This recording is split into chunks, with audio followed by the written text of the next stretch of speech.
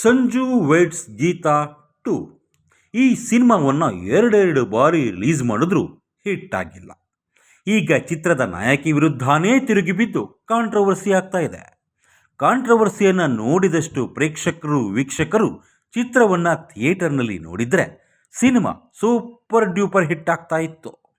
ಇದಕ್ಕೆಲ್ಲ ಕಾರಣ ಏನು ಅಂದರೆ ಇಡೀ ಚಿತ್ರತಂಡ ಒಟ್ಟು ಮಾಡಿ ತೋರಿಸ್ತಾ ಇರೋದು ರಚಿತಾರಾಮ್ ಅವರನ್ನು. ಹಾಗಾದರೆ ರಚಿತಾರಾಮ್ ಅವರಿಂದಾಗಿ ಚಿತ್ರ ಸೋಲ್ತಾ? ನಾವು ಹೆಂಗೆ ಸ್ವಾಮಿ ಹೇಳೋದು? ಸಂಜು ವೇಟ್ಸ್ ಗೀತಾ ಭಾಗ 2 ಟೈಟಲ್ ಇಟ್ಟಾಗಲೇ ಪ್ರೇಕ್ಷಕರು ಇದು ಹಳೆ ಕತೆ ಗುರು, ಹಳೆ ಕತೆ ಹೇಳ್ಕೊಂಡು ಹಳೆ ಟೈಟಲ್ ಇಟ್ಕೊಂಡು ಲಾಭ ಗಿಟ್ಟಿಸ್ಕೊಳ್ಳೋ ಟೆಕ್ನಿಕ್ ಅಂದಿದ್ರು. ಹಾಗೆ ನೋಡಿದರೆ 2011ರಲ್ಲಿ ರಿಲೀಸ್ ಆಗಿದ್ದ ಸಂಜು ವೇಟ್ಸ್ ಗೀತಾ ಚಿತ್ರ ಕೂಡ ಕಾಂಟ್ರವರ್ಸಿ ಮಾಡಿಕೊಂಡಿತ್ತು.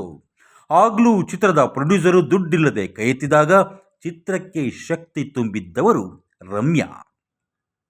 ಸಿನಿಮಾ 100% ಪರ್ಫೆಕ್ಟ್ ಆಗಿತ್ತ ಅಂದರೆ ಹಾಗೇನಿಲ್ಲ.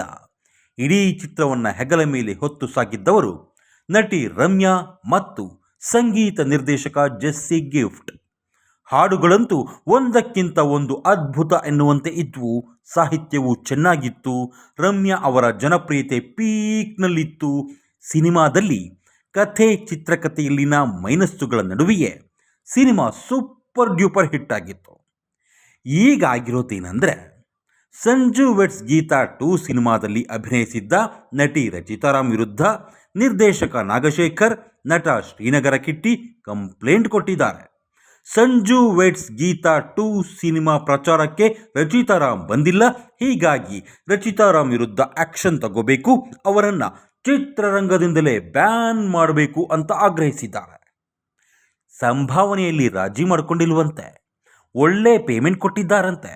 ನಿಮ್ಮ ಬೇರೆ ಬೇರೆ ಡೇಟ್ಸ್ ನೋಡಿಕೊಂಡು ಹೇಳಿ, ಅದಕ್ಕೆ ತಕ್ಕಂತೆ ಪ್ರಚಾರಕ್ಕೆ ವ್ಯವಸ್ಥೆ ಮಾಡ್ಕೊಳ್ತೀವಿ ಅಂದರು. ರಚಿತಾರಾಮ್ ಒಪ್ಪಲಿಲ್ವಂತೆ, ಬರಲಿಲ್ವಂತೆ. ರಾಕ್ಲೈನ್ ವೆಂಕಟೇಶ್ ಅವರಿಂದ ಹೇಳಿಸಿದ್ರು, ಒಪ್ಪಿಲ್ವಂತೆ. ಒಟ್ಟಿನಲ್ಲಿ ಸಂಜು ವೇಟ್ಸ್ ಗೀತಾ ನಿರ್ದೇಶಕ ಮತ್ತು ನಾಯಕ ನಟರ ಗೋಳು ಕೇಳೋಕ್ಕಾಗ್ತಾ ಇಲ್ಲ. ಸಂಜು ವೇಟ್ಸ್ ಗೀತಾ ಚಿತ್ರಕ್ಕೆ ಸಮಸ್ಯೆಗಳು ಇದೆ ಫಸ್ಟು ಅಲ್ಲ. ಚಿತ್ರವನ್ನು ಫಸ್ಟ್ ಟೈಮ್ ರಿಲೀಸ್ ಅಂತ ಡೇಟ್ ಘೋಷಣೆ ಮಾಡಿದಾಗ ಹೈದರಾಬಾದ್ನ ಒಂದು ಸಂಸ್ಥೆ ಚಿತ್ರದ ಬಿಡುಗಡೆಗೆ ತಡೆ ತಂದಿತ್ತು.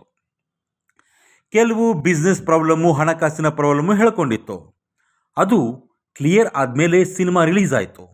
ಮೊದಲಿಗೆ ಜನವರಿ 10ಕ್ಕೆ ರಿಲೀಸ್ ಆಗಿದ್ದ ಸಿನಿಮಾವನ್ನು ಮತ್ತೆ ಜೂನ್ 6ಕ್ಕೆ ರಿಲೀಸ್ ಮಾಡಿದರು. 21 ನಿಮಿಷ ಎಡಿಟ್ ಮಾಡಿದ್ರು. ಆರಂಭದಲ್ಲಿ ಸಿನಿಮಾ ತಂಡದ ಬಗ್ಗೆ ಸ್ಪೆಷಲ್ಲಾಗಿ ಹೇಳ್ಕೊಳ್ತಾ ಇದ್ದ ರಚಿತಾರಾಮ್ ಕೊನೆಗೆ ಚಿತ್ರತಂಡದಿಂದ ದೂರನೇ ಉಳ್ಕೊಂಡ್ಬಿಟ್ರು.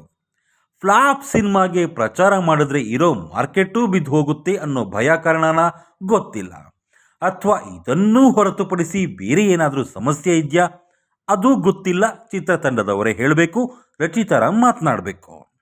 ರಚಿತಾರಾಮ್ ಪ್ರಚಾರ ಮಾಡಿದರೆ ಸಿನಿಮಾ ಯಶಸ್ವಿ ಆಗ್ತಿತ್ತ, ಅದನ್ನು ಚಿತ್ರತಂಡದವರೇ ಹೇಳಬೇಕು. ನಾಗಶೇಖರ್ ಅವರು ಹಿಟ್ ಅಂತ ನೋಡಿದ್ದು ಮೋಸ್ಟ್ಲಿ ಮೈನಾ ಚಿತ್ರದಲ್ಲಿ. ಅದಾದಮೇಲೆ ನಾಗಶೇಖರ್ ಸುದ್ದಿ ಆಗಿರೋದೆಲ್ಲ ಕಾಂಟ್ರವರ್ಸಿಗಳಿಂದಾನೆ. ಹಿಟ್ ಸಿನಿಮಾ ಬಿಡಿ, ಪ್ರೇಕ್ಷಕರು ಮೆಚ್ಚಿಕೊಳ್ಳೋ ಒಂದು ಸಿನಿಮಾ ಕೊಟ್ಟು ಯಾವುದೋ ಕಾಲ ಆಗೋಗಿದೆ. ಇನ್ನು ಶ್ರೀನಗರ ಕಿಟ್ಟಿನೂ ಅಷ್ಟೇ, ಜನ ಹೆಚ್ಚು ಕಡಿಮೆ ಮರ್ತೇ ಹೋಗಿರೋ ನಟ. ಅತ್ತ ರಚಿತಾರಾಮ್ ಅವರಿಗೆ ರಮ್ಯಾ ಅವರಿಗೆ ಇದ್ದಂತಹ ಜನಪ್ರಿಯತೆ, ಫ್ಯಾನ್ ಫಾಲೋಯಿಂಗ್ ಇಲ್ಲ. ಅವರೂ ಕೂಡ ಒಂದು ದೊಡ್ಡ ಹಿಟ್ ಕೊಟ್ಟು ಯಾವುದೋ ಕಾಲ ಆಗೋಗಿದೆ. ಹೀಗಿರುವಾಗ ಇದೊಂಥರ ಪಬ್ಲಿಸಿಟಿ ಗಿಮಿಕ್ಕೇ ಹೊರತು ಮತ್ತೇನು ಅಲ್ಲ ಅನ್ಕೋಬೇಕು ಅಷ್ಟೆ.